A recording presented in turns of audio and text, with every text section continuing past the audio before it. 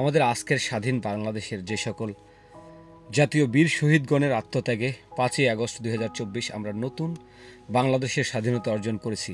তাদের মধ্যে জাতীয় বীর শহীদ মোহাম্মদ তাহিদুল ইসলাম অন্যতম একজন, যার জন্ম বরিশালের বানারীপাড়া চাখারের বড়চাউলা গ্রামে।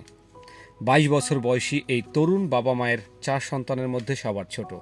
কবি নজরুল কলেজ থেকে ইন্টারমিডিয়েট পাশ করে বরিশাল বিএম কলেজে বিএ ফার্স্ট ইয়ারে অধ্যয়নরত অবস্থায় কোঠা আন্দোলনকে কেন্দ্র করে ওই সকল ছাত্রদের সাথে একাত্মতা ঘোষণা করে যারা কোঠা আন্দোলনকে ঘিরে বিভিন্ন কর্মসূচি পালন করে। 3 বন্ধু ঢাকার ফার্মগেট এরিয়ায় পুলিশ ও স্বৈরশাসকদের হামলায় মুখোমুখি হয়। হামলায় গুলিবিদ্ধ হয়ে শহীদ হন শহীদ মোহাম্মদ তাহিদুল ইসলাম।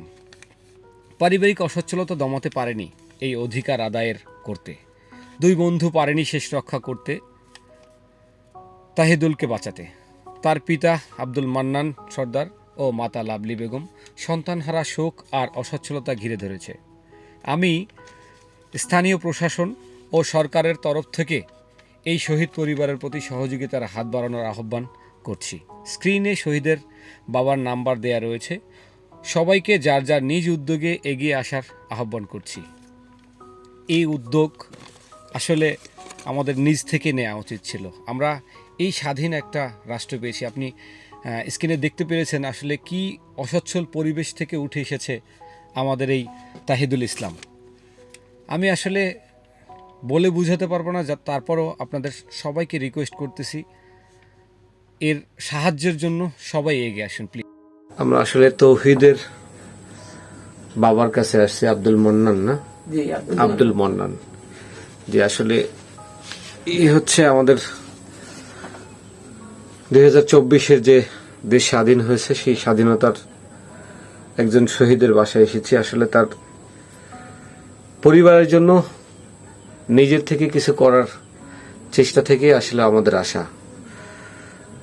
এই পরিবারের দিকে আসলে তাকানো একটা মুশকিল মুহূর্ত, এমন একটা সিচুয়েশন যাচ্ছে। এই পরিবারের তার 2টি ছেলে এবং 1টি মেয়ে, নাকি 2টি মেয়ে। 2টা মেয়ে কি বিয়ে হয়েছে?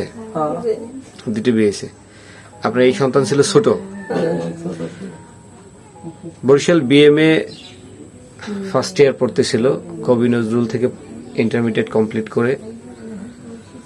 আমরা আসলে সান্ত্বনা দিয়ে তো শেষ করতে পারবো না। তারপর এই যে বীরের কথা না বললেই নয়, যার কারণে আপনাদের আসলে ফেস করা, এদের চোখের পানি বলে দিয়েছে তাদের বর্তমান অবস্থা।